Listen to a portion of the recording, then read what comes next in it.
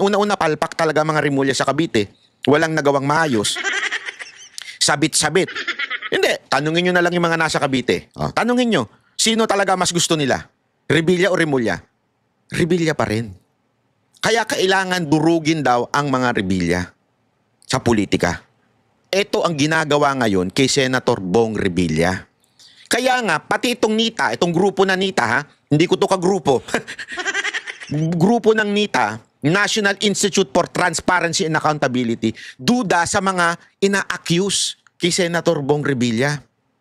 Duda sila. Pangalawa, easy target kasi si Bong Revilla kasi dati nang nakasuhan. But, remember, he was acquitted doon sa kaso niya. Kasi yung ibang mga media, tingnan nyo, kasama yung mga media na naninira eh. Laging sinasabi, pangalawa nyo na to, pangalawa niya na yan. Pangalawang ano? Hindi nila sabihin na napawalang sala si Senator Bong Revilla noon. Walang sapat na ebidensya. Ibig sabihin, talagang malinis si Senator Bong Revilla noon. Kasi nga, remember the story? Ipapaalala ko lang sa inyo. Politics. Dahil si Senator Bong Revilla at saka nung panahon na yun si Jinggoy, sila yung mga umagainst kay Pinoy noon. Kaya nga 'di ba binitbit sa Malacanang? Naalala nyo yung kwento? Binitbit sa Malacanang yan si Senator Bong Revilla noong panahon ni Pinoy para kausapin. Tapos ayaw niyang pumayag, hindi siya pumabor doon sa gusto mangyari ni Pinoy. Doon siya pinatungan na ng kaso, pinakulong na, sinira na. Kasi at that time, siya pala, ang taas niya sa ratings, siya pala ang susunod supposedly tatakbong presidente noon. Para tumapat sa bata ni Pinoy. Hanggang ipinakulong.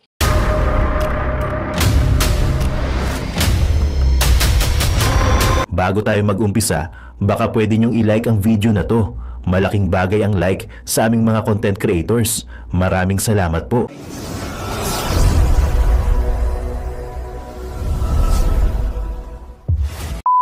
And I will tell you today kung ano yung diversion na yun. Ha? Dalawang tao ang malaking diversion na gagawin nila.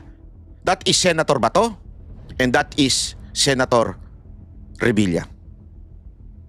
Bakit? Mamaya ikikwento ko sa inyo. Ipapaliwanag ko ng hustong-gusto kung bakit naging diversion yan. Okay? Ipapaliwanag ko sa inyo. Simulan muna natin kay Bato. Bato? Bato? Ito, si Bato. Pero bago po mangyari ang mga ganyang klaseng usapan, ulitin lang po natin ha mga kababayan, baka naman pwede mag-subscribe na po kayo kasi sa mga nanonood, hindi nakasubscribe. Muling lumutang ang balitang inilabas ng warrant of arrest ng ICC laban kay Senator De La Rosa. Ang nagsabi niya na yung mismong kalyado ni De La Rosa na si dating presidential spokesman Harry Roque. Live mula sa TV5 Media Center, nangungun sa balita si Ian Suyo. Ian, kumpirmado bang may warrant of arrest na laban kay Senator De La Rosa ang ICC? Gigi, wala pa kang kumpirmasyon yung detalye na yan, ano? At hindi rin sinabi ni Attorney Harry Roque kung sino ba ang source niya may kinalaman dito. Pero pinayuhan niya si Senator Bato de la Rosa na wag daw umanong magpapakidnap. Ayon naman sa abogado ni Senator Bato de la Rosa na si Attorney Israelito Torion, tila daw may katotohanan nga talaga yung pagkakaroon ng arrest warrant laban sa kanyang kliyente. Pakinggan natin yung naging pahayag kanina. Ito yung, di ba, kung maalala ninyo, meron sinabi ni si Remulla na may hawak na daw siyang arrest warrant. Si Ombudsman Epal Remulla. Meron na daw siyang hawak na warrant of arrest. Unofficial, sabi niya. Pero sabi ni Attorney Roque, nakita na daw niya at may alam na rin siya. Ni Attorney Torion. Parang totoo na talaga ito itong arrest warrant na ito kasi maraming nang nagsasabi sa akin, hindi naman po pwede na gagawin na naman natin yung ginawa natin kay Tatay Digong, nadakpin na lang kaagad. Yan. Gigi, bago pa man yung pahayag na yan ni Attorney Roque, nauna nang sinabi ni Ombudsman Boying Remulla na meron talagang arrest warrant laban kay Senator De La Rosa. Sa katunayan nga daw, may hawak siyang unofficial copy nito. Pero sinabi na noon ng ICC na kung walang lumalabas na ganyang impormasyon sa kanilang official channels, most likely hindi raw kumpirmado yan. At iyan, paano ba ang sistema o pulisya ng ICC dito sa kanilang arrest warrant? Okay, Jiggy, himayin natin yan. Nakasaad yan sa Article 58 ng Rome Statute. Yung Rome Statute, yan yung international treaty na nagtatag sa ICC. At sa ilalim ng artikulong yan, pwedeng maglabas ng arrest warrant ang pre-trial chamber kung sakaling masusumpangan nga nilang may basehan para litisin ang isang individual. Yun nga lang, Jiggy, hindi nakasaad kung kailangan ba isa publiko yan o pwedeng gawin in secrecy. Pero kadalasan, hindi na yan isinasa publiko para hindi rin makaalis o makatakas yung isang individual na akusado at ipinapaaresto. Si Senator De La Rosa ba ay nasa na ngayon, Ian? Jiggy, sa isang panayam kay Ombudsman Remulla, sabi niya ang latest sighting daw kay Senator Bato ay sa Pampanga. Pero mula noong November 11, buhat... Grabe yung yung style ni Remulla talaga, no? Ano siya mamaya ibubuking pa natin yan. Yung style ni Remulla talaga pang politiko eh. Alam mo ba kung bakit? Mamaya, ito ko sa inyo yan pagka diniscuss na natin itong kay Revilla. Pumutok nga yung issue na yan, yung impormasyon na yan, hindi na dumalo ng kahit anong sesyon sa Senado si Senator De La Rosa. Ayon naman kay Atty. Torion, hindi niya raw nakakausap yung kanyang kliyente. Ang tanging nakakausap niya lamang daw ay yung asawa ni Senator De La Rosa. Kaya hanggang ngayon, hindi niya rin daw alam kung nasaan ang kanyang kliyente. Jiggy? At itong mga legal arguments ng kampo ni De La Rosa ay tungkol sa kanyang pagpapaaresto ay ano ba ang sinasabi ni Atty. Torion? Okay, Jiggy, inilalaban pa nga rin ng kampo ng senador na hindi daw sakop ng Rome Statute ang Pilipinas dahil nga hindi tayo miyembro nito. At sa ngayon nga nakabinbin pa rin sa Korte Suprema yung inihaing petisyon ni dating Pangulong Rodrigo Duterte at maging si Senator Bato de la Rosa na kumukestyon sa pakikipagtulungan ng Philippine government sa ICC. Pero ayon sa ICC accredited lawyer na si Attorney Gilbert Andres, pwedeng isuko ng Pilipinas ang isang akusado sa International Criminal Court o isang international court. Base raw yan sa International Humanitarian Law Act o yung RA 9851. Nakasaad dyan na maaaring i-transfer ang isang akusado sa alinmang korte o international tribunal. Pakinggan natin yung naging pahayag at paliwanag ni Atty. Andres hinggil dito. Kasi ang ini-implement po, ay ang sinusunod po ay yung batas natin mismo, no? Yung Republic Act 9851 or the IHL Act. At ang mahalaga dito, ito po'y pinasa ng Kongreso noong December 2009 kung saan hindi pa po tayo parte ng ICC Rome Statute. Grabe abogado, no? Kokontrahin niya pa talaga yung sinabi ng Supreme Court, no? Ang linaw na nga ng sinabi ng Supreme Court. Diniin na nga nila, nilabas na nga. At dapat, dito muna dalhin sa korte sa Pilipinas. Tatablahin niya pa talaga yun? Abogado ba ito? Official of the court ito? Bakit ganun ang kanyang pananaw? Pero sa bagay, may kanya-kanyang pananaw naman ng mga abogado. Pero ang linaw na kasi nung nilabas ng Supreme Court, di ba? Sinasabi nito pwedeng isuko daw sa international court. Hindi ho. Pwede ho yun, pero dito muna. Bibigyan muna ng chance na sumagot dito bago isuko doon. Ang bihirang buhay, oo. Ang pagkaalala ko, ang sinabi ng ibang abogado dyan, yung sinasabi niyang batas, yan po kung foreigner po yung nandi dito. Pwede na natin isuko sa kanila kung sakasakaling sa international court. Pero kung yung ganito, na Pilipino, idiniid nga ng Supreme Court na yan. Kaya nga naglabas na Supreme Court na sabi nila, kailangan talaga, importante. Although they did not name PRRD, pero napakalinaw na po doon na ito yung isa sa mga halimbawa itong kay Senator Bato. Unless, hindi na naman susunod sa utos ng Supreme Court itong si Marcos. Ewan natin. Jiggy, sinubukan nga rin nating kunin yung panig ni Attorney Nicholas Kaufman. Siya yung lead counsel ni dating Pangulong Rodrigo Duterte sa ICC at ayon nga sa kanya, wala rin siyang detalye tungkol dito. Yan muna ang latest. Balik sa'yo, Jiggy. Yan ang ulat ni Ian Suyu live mula sa TV5 Media Center. Mga kapatid, Jiggy Manikad po. Yan. So, eto isa si Bato na sa tingin natin magiging diversion para dito sa mga katiwalian, ghost control project na nagaganap sa Pilipinas. 'Di ba?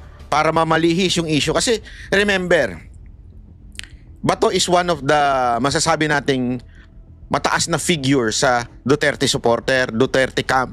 Especially siya yung naging PNP chief nung panahon ni Pangulong Duterte. And we owe a lot to Senator Bato. Yung pagdating sa crime, peace and crime rate na bumaba noong panahon ni Pangulong Duterte. It's because of PNP chief Bato. Doon nagsimula yun. Ngayon, dahil marami nga itong di ba? Kita nyo naman. Na-consider pa nga tumakbo itong presidente ni Pangulong Duterte. Di ba? Pero may isa pa. Sino ito? Di ba yung sinabi ko nga sa inyo? Si Senator Revilla. Ngayon, pinagpepiestahan na naman si Senator Revilla. Pero ikikwento ko sa inyo kung ano talaga ang tunay na nangyayari dyan kay Senator Revilla. Sisimulan natin sa pamamagitan nitong balita na ito. Ito, papakita ko sa inyo. Ha? So, chotomate. Ayan. Iyan. Kita niyo yan? Anong title? Nita. Ano yung Nita? Nita question Raps versus Revilla. Ano yung Nita? National Institute for Transparency and Accountability. Ang linaw-linaw na po dyan, ha? Sabi dyan, in a PAC press conference, NITA Executive Director Carlos Ayala raised alarms over the potential prosecution of former Senator Bong Revilla. Sinasabi dito, tatagalugin na lang natin, ha, kasi para mas malinaw ang ating paliwanag dito. Ang grupo na ito ay nagki-question dun sa paratang kay Senator Revilla. Kasi kung maaalala ninyo, noong una wala naman sa eksena si Senator Revilla. Hanggang pumasok itong yung DPWH official. Na sino yun? Na bit ni Remulla. Tandaan nyo yung si Remulla na dating DOJ? Lagi niyang kasama yun. Bit niya yung si ano ang pangalan nun? Si Alcantara ba yun? Chotomate ha? DPWH. Hindi si Alcantara. Sorry. Si isa official. Etong si Bernardo. Yun, kasi yung pangalan niya, pangalan ng Comblo. Bernardo. 'Di ba? Yun si Bernardo, noong una wala sa eksena eh. Lahat ng mga nagsasalita, hindi pa kasama si Revilla. Pansinin ninyo, ha? Sino lang ang nagdala kay Revilla, sa yung pangalan ni Revilla? Si Alcantara, si Bernardo.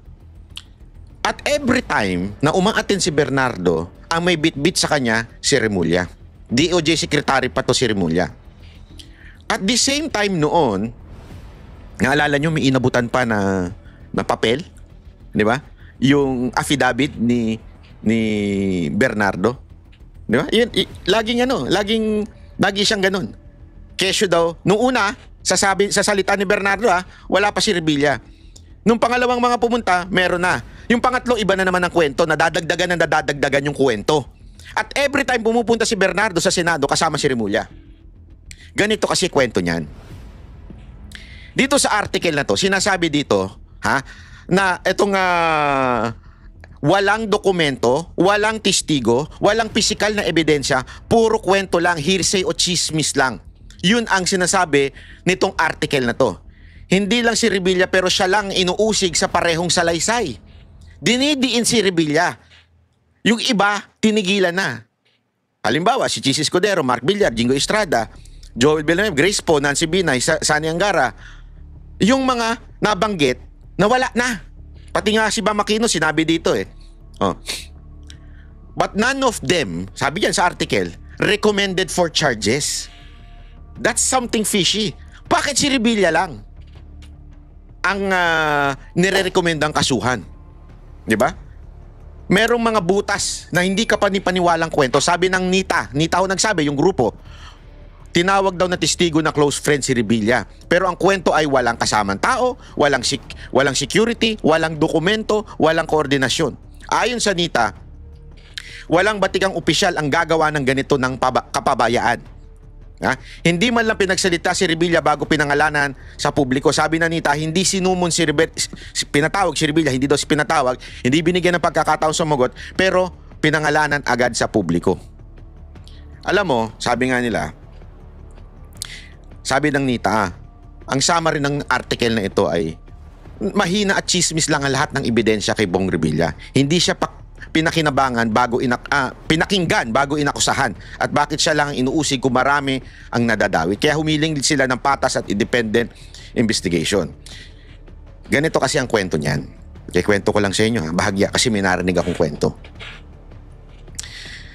Sa Cavite kasi,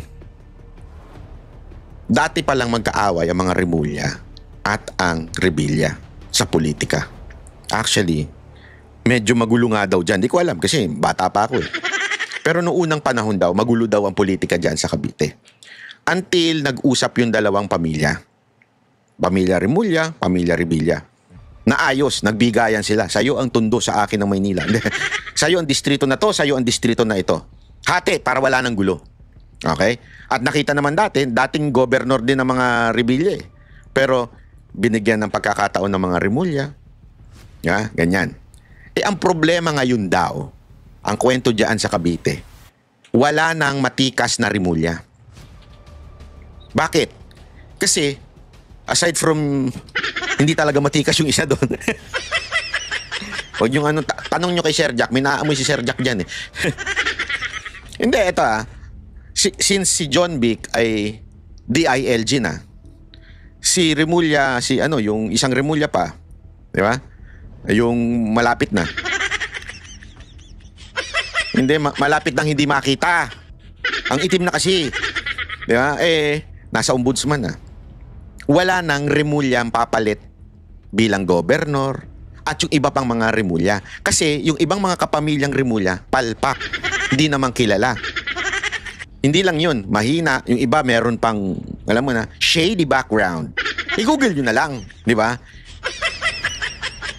Ang problema, ang mga Revilla, yung mga anak, kapatid ba yung isa, pinsan or something. Basta lahat ng Revilla, maganda ang takbuhin. Kahit nga si Mayor Lani, maganda ang takbuhin sa Cavite. Sa madaling salita, yung mga tao, nakikita na ma-occupy ng itong mga posisyon sa Cavite ng mga Revilla. 1, buwisit na sila sa mga Remulla. 2, may isa pang, alam mo na, nahuli. 3, talagang wala na. Ibig sabihin, wala maayos ngayon. Okay? Ganun ang nangyayari. Kaya daw, ngayon, sabi nila, tila dinudurog ng mga Remulla ang Revilla. Pinuputikan, dinudumihan. Kaya nga, di umano, allegedly, itong si Bernardo, yung DPWH, bigla-bigla na lang nadamay si Senator Bong Revilla, dating Senator Bong Revilla, na nung una naman wala sa testimony niya. At the same time, pinadiin. Idadamay nga daw yung buong pamilya para bagang idinidikit yung mga pamilya ni Senator Bong Revilla para masira sa Cavite. Kasi ang prediction sa 2028, walang mananalong Remulla dyan. Burado na ang Remulla sa Cavite. Yan ang sabi sa akin ng mga taga Cavite. Kinikwento nila sa akin. Wala naman, una-una palpak talaga mga Remulla sa Cavite. Walang nagawang maayos. Sabit-sabit. Hindi, tanungin nyo na lang yung mga nasa Cavite. Tanungin nyo, sino talaga mas gusto nila? Revilla o Remulla? Revilla pa rin. Kaya kailangan durugin daw ang mga Revilla sa politika. Ito ang ginagawa ngayon kay Senator Bong Revilla. Kaya nga, pati itong NITA, itong grupo na NITA, hindi ko to kagrupo. Grupo ng NITA, National Institute for Transparency and Accountability, duda sa mga ina-accuse kay Senator Bong Revilla. Duda sila. Pangalawa, easy target kasi si Bong Revilla kasi dati nang nakasuhan. But, remember, he was acquitted doon sa kaso niya. Kasi yung ibang mga media, tingnan nyo, kasama yung mga media na naninira eh. Laging sinasabi, pangalawa nyo na to, pangalawa niya na yan. Pangalawang ano? Hindi nila sabihin na napawalang sala si Senator Bong Revilla noon. Walang sapat na ebidensya. Ibig sabihin, talagang malinis si Senator Bong Revilla noon. Kasi nga, remember the story? Ipapaalala ko lang sa inyo. Politics. Dahil si Senator Bong Revilla at saka nung panahon na yun si Jinggoy, sila yung mga umagainst kay Pinoy noon. Kaya nga 'di ba binitbit sa Malacanang? Naalala nyo yung kwento? Binitbit sa Malacanang yan si Senator Bong Revilla noong panahon ni Pinoy para kausapin. Tapos ayaw niyang pumayag, hindi siya pumabor doon sa gusto mangyari ni Pinoy. Doon siya pinatungan na ng kaso, pinakulong na, sinira na. Kasi at that time, siya pala, ang taas niya sa ratings, siya pala ang susunod supposedly tatakbong presidente noon. Para tumapat sa bata ni Pinoy. Hanggang ipinakulong. para masira yung pangalan. Alam mo naman tayo, minsan mga Pilipino, judgmental tayo eh. Minsan hindi na natin inaalam ang istorya. Basta inakasuhan sa media, sira na. Ganun eh. It's all about perception. So nung sinira siya sa publiko, sa mata ng tao, perception. Pero magtataka ka, kasi ito eh. Isipin mo mabuti ito mga kababayan ah. Kung talagang sablay ang mga Revilla, bakit paulit-ulit silang binoboto, pati yung mga anak, sa Cavite? Wala pa ata ako natanong na taga Cavite na magsasabing, ang mga Revilla, loko yan. Ang mga Revilla, abusado yan. As a matter of fact, marami dyan. Pati nga yung kapatid ba yun o pinsan?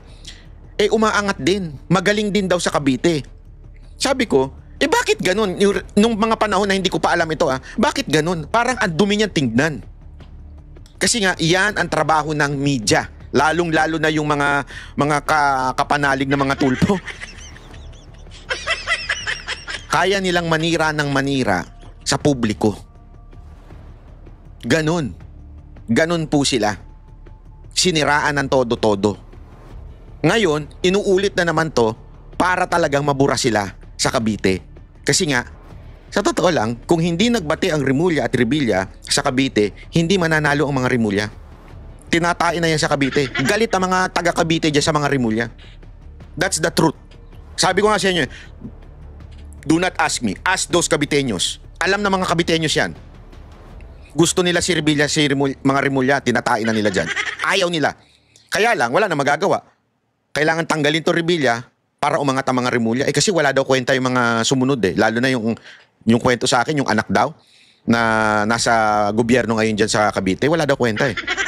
Mahinang nila lang. Yun ang sabi. Sabi nga, to eliminate, para manalo yung mga second generation o third generation Remulla, kailangan mawala ang Revilla. Iyan daw ang tunay na story. Kaya nga, nung nakita ko, naalala nyo, yung si Bernardo, lagi niyang, di ba pinunan ni Marcoleta yan? Laging pabago-bago ng statement si Bernardo dahil kasama si Remulla. Tapos nagdataka nga si Marcoleta, bakit laging, sa lahat-lahat, yung iba pa mga DPWH, lagi si Bernardo ang kasama. Laging siya yung nanggaling sa DOJ, inaabutan ng anong tawag doon, sinumpang salaysay, yun yung binabasa. Lagi. Balikan nyo yung mga video. Bakit? Dito napapaghalataan o nakukonfirm yung mga kinikwento sa akin ng mga taga Cavite. Ganyan pala talaga yan. Itong pagdawit kay Senator Bong Revilla ay labanan lamang pala ng Cavite politics. Okay? Hitting two birds in one stone. Ano yun? Madadivert na yung issue sa mga Romualdez at kay Marcos at kay Sandro at kay First Lady, mawawala pag idiniin at ikinulong si Senator Bong Revilla at si Bato. Nakikita nyo yung buong picture, yung buong propaganda ng gobyerno. Imagine niyo. Imagine niyo. Pag nakulong si Bong Revilla, pag nakulong si Bato, it will be a big story na yung galit ng tao, inililipat nila ngayon kay Revilla. Hindi nyo napapansin? Merong pattern. Yung mga trolls, inililipat lahat ng galit kay Revilla. Tangina, mas galit pa sila kay Revilla kaysa kay Romualdez. Saan ka nakakita ng ganun? Walang kinalaman yung tao. Wala na wala nga siya sa Senado ngayon Di ba? Inilaglag nga siya ni Marcos Tapos siya pa yung parang sobrang sama. Tapos si Romualdez parang, I'm the holy one. May ganyan. Ano yung ganyan? Pakpak. Diba? Ganun katindi ang nangyari ngayon. Nalilihis talaga sa tunay na issue kasi nga naman, di ba, ang packaging ng media, second time around. Ama naming Diyos na makapangyarihan sa lahat, salamat po sa iyong pagmamahal na hindi nagmamaliw. Sa gitna ng kaguluhan sa aming bansa, turuan niyo po kaming magtiwala sa iyong hustisya at hindi sa hustisya ng tao. Linisin niyo po ang aming mga puso at ituro niyo po ang tamang daan ng katotohanan at pag-ibig. Tulungan niyo po kaming maging ilaw sa gitna ng dilim at ipakita sa mundo na may pag-asa pa sa pangalan ng aming Panginoon Hesus. Salamat po sa pag-ibig po ninyo at salamat sa pagdinig ng aming mga panalangin at iligtas niyo po kami. Sa pangalawa po ninyong pagparito at patawarin po kami sa lahat ng aming mga pagkukulang at pagkakasala sapagkat ito po ang aming samutiling sa matamis na pangalan ng aming Panginoon Hesus. Amen. Sa lumang silid, mag-isa kang tahimik, walang kamera, palakpak ay wala na. Ngunit sa bawat pader ng bayang iniwan mo, may pangalan mong di na mabubura.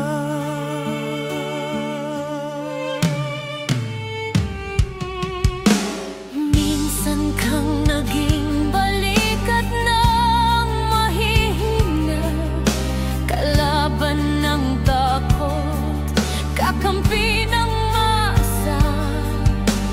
Di mo man laging nasabi ang tama, pinili mong ipaglaban ang madla.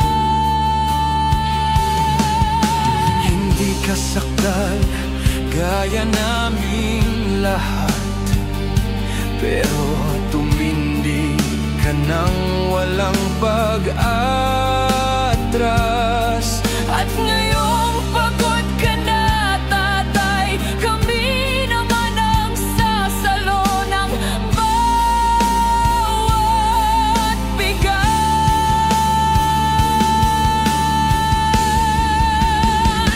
Hanggang sa dulo, ikaw ay mahal. Kahit papagod na ang iyong katawan, tatay, salamat sa iyong paglaban. Ngayon, kami naman hanggang sa dulo. Di ka namin iiwan. Ang kwento mo'y dala ng bayan.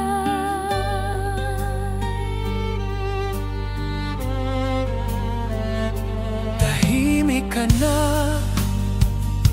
sa mga batikos, wala nang tugon, wala nang galit, pero sa mata ng mga maralita, naroon pa rin ang tapat mong alaala. Marami mang di nakaintindi, marami pa rin ang di nakakalimot. At ngayong wala ka ng kapangyarihan, tatay, Ang magtatanggol sa'yo ay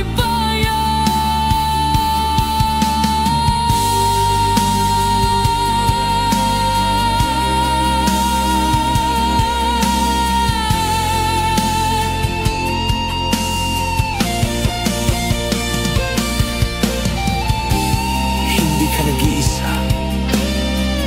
Kahit ngayon.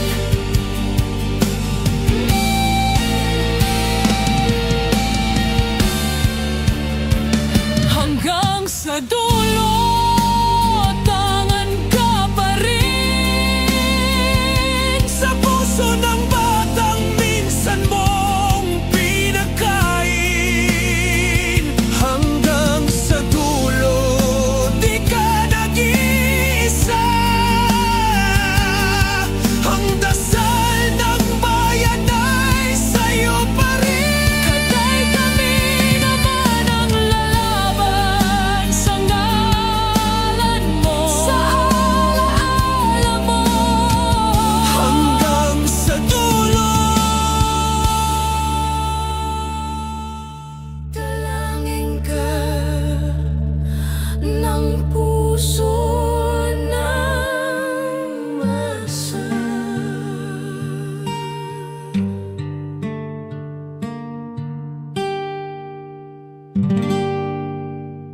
At yun na nga mga kababayan, ano na ang masasabi mo? Kung mayroon kayong hinaing at komento patungkol sa balitang ito, please comment down below. Pag-uusapan natin yan sa comment section. At kung nagustuhan nyo ang video, ay huwag kalimutang mag-like at i-share na din para mas marami pang makaalam at umabot ito sa marami sa ating mga kababayan. Maraming salamat po. Mabuti pa ang sardinas may label. Tayo, wala. Oo nga pala.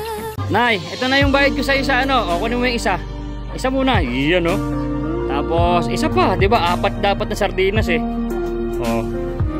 Yan. 3 na. Pang-4 na sardinas. Okay na.